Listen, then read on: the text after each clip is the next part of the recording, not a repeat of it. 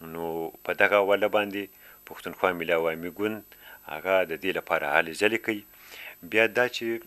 پښتونخوا وطن چې څرنګه تاسو په دې باندې پوهیږئ، پښتونخوا وطن که بیا بر په د خپل آزاد وطن تاریخي افغانستان د هغې په حواله باندې هم چې کوم دی دا زموږ ضرورت دی. د دې لپاره پکار ده چې لر او بر ټول پښتانه او ټول افغانان د دې لپاره چې کوم دی یو متحده یو مبارزه وکړي، یو متحده جدوجهد وکړي. او دا چې کوم موږ دلته کې د زموږ د وطن د ګران وطن دا د کومو ستونزو سره مخامخ دی، د کومو مشکلاتو سره مخامخ دی، دا د دغه مشکل نه یو ځای په متحده انداز کې دا د دغه مشکل نه راوباسي. نو د پښتونخوا ملي پارټۍ د دې لپاره هلې ځلې کوي. او په دې کې د دغه پښتونخوا وطن د افغان وطن چې کوم نور وطن دوست سیاسي قوتونه دي، جمهوري سیاسي قوتونه دي، د هغوی سره چې کوم دی د هغوی سره په متحده توګه باندې په یو شریکه طریقه باندې دا چې کوم دی غواړي چې د خپل قام د خپل ولس د دغه ستونزو نه دې نه خلاص کړي او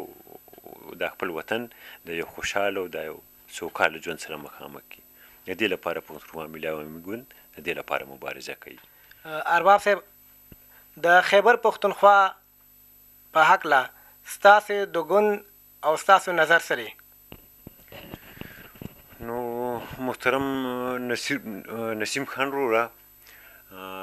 د خیبر پښتونخوا په حواله باندې د پښتونخوا ملي عوامي پارټۍ دریځ خو ډېر روښانه دی. پښتونخوا ملي عوامي پارټۍ د سن 1980 راسي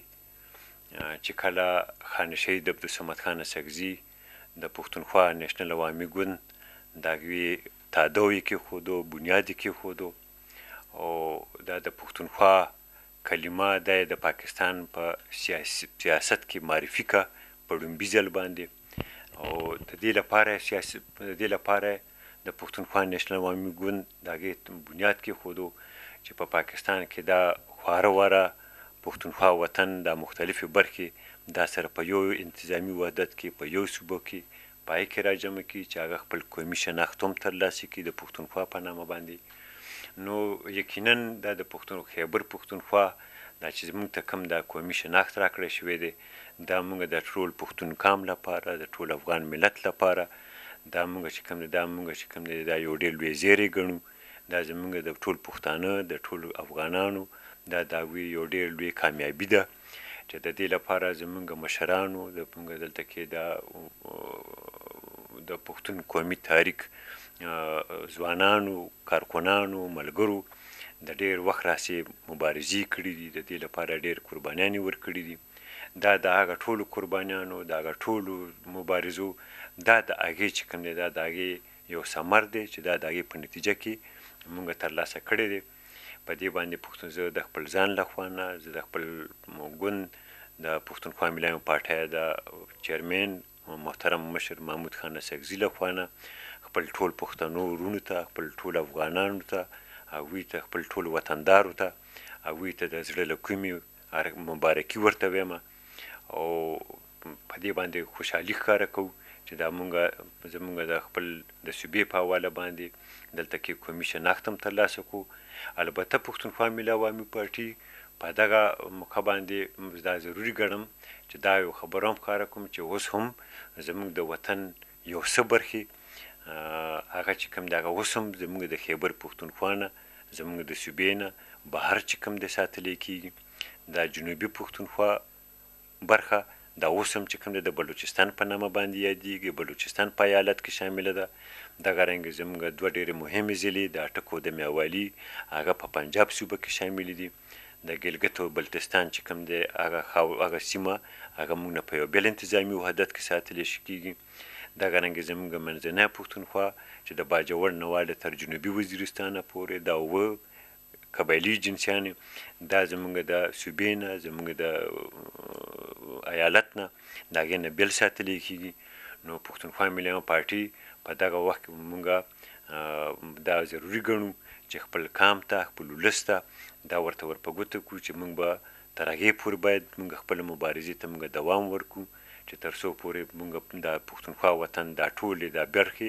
دا په دغه یو انتظامي وحدت کې په د خپله صوبه کې په دې کې موږ د ځان سره یوځای کړو بیا هغې ته چې کوم د قومي شناخت او بیا دغه رنګې په خپلو وسایلو باندې په خپلو اقتصادي مدرکونو باندې په هغې باندې موږ مکمل واک او اختیار ترلاسه کړو د دې لپاره پښتونخوا ملیان پارټۍ مبارزه به چې کوم ده دا به آینده لپاره هم دوام لري او په دې کې بیا د دې سره زه دا هم اضافه کول غواړم چې موږ په پښتونخوا وطن کې دلته کې موږ خپله ډېره غني ژبه لرو موږ ډېره تاریخي ژبه لرو پښتو ژبه چې دا د علم او د فرهنګ ژبه ده موږ دا غواړو چې زموږ په وطن کې زموږ بچیانو ته دا په تعلیم دا په خپل مورنۍ ژبه کې یعنې په پښتو ژبه کې دا چې کوم دی ورکړلی شي پښتو ژبې ته چې کوم دی هغه ټول حقوق ورته ورکړی شي چې کوم په دنیا کې د آزاد قومونه خپل مورنۍ ژبو ته ورکوي نو پښتو ژبې ته موږ چې کوم دی موږ باقاعده موږ سم داسې یو حیثیت غواړو چې دا د دې د قومي ژبې په حیثیت باندې ومنلی شي دا د سرکاري ژبې په حیثیت باندې ومنل شي زموږ د وطن د دفتر ژبه وګرځولی شي دا د زموږ پښتو ژبه د زموږ د عدالت ژبه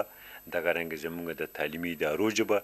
دا د هغه د وګرځولی شي پښتو ژبې ته د چې کوم د خپل جایز چې کوم حق دی هغه د ورته ورکړلی شي نو په دغه حواله باندې زه دا چوس دا کم دا زموږ صوبې ته د خیبر پښتونخوا د قومي شناخت حق ورکړلی شوی دی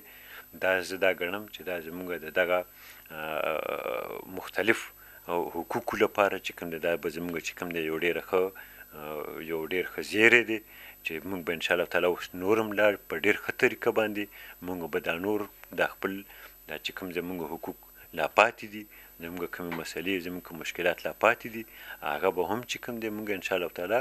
اوس به په ډېر ښه طریقه باندې په یو ډېر متحده انداز کې دغه ټول مسایل دا به چې کوم دی حل کړو انشاءالله تعالی دا زموږ قام زموږ ولس به چې کوم دی د خپل یو آزاد یو خپلواک سیاسي ژوند سره مخامخ شي ارباب صاحب له تاسو څخه ډېره مننه چې موږ ته خپل قیمتي وخت راکړو ډېره مننه ستاسو نسیم خان وروره ډېره مننه ستاسو ډېره زیاته مننه کوم چې نن دلته کې سره دا مجلس هم را جوړ کړو دا مرکه هم را جوړ کړو ستاسو ډېره زیاته مننه کوم مهرباني